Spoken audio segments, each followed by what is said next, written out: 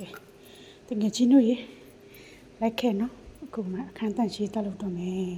တန်တန်ကဲမှာ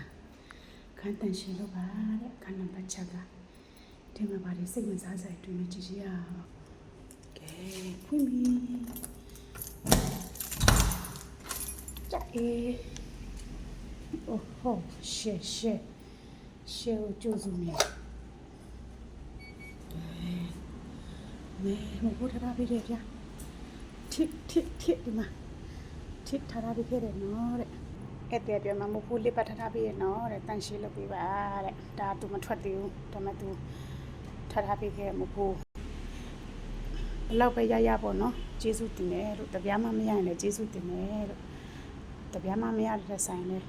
လေးပတ်ပဲရတာလေကျေးဇူးတင်ပါတယ်ဒါပါတနနကဲနနတယောက်ထဲပဲနေတယ်ဂျပန်ကဦးလေးဟုတ်ပါတယ်ဂျပန်မျိုးပါတကူရီတမโอเคတင်ငယ်ချင်းတို့ရေကျွန်မတန်ရှင်းလုပ်လိုက်အောင်မယ်တနနဘိုင်ဘိုင်ကဲပတ်စံလေးပတ်လေးယူလိုက်ပါအောင်မယ်da da da da da da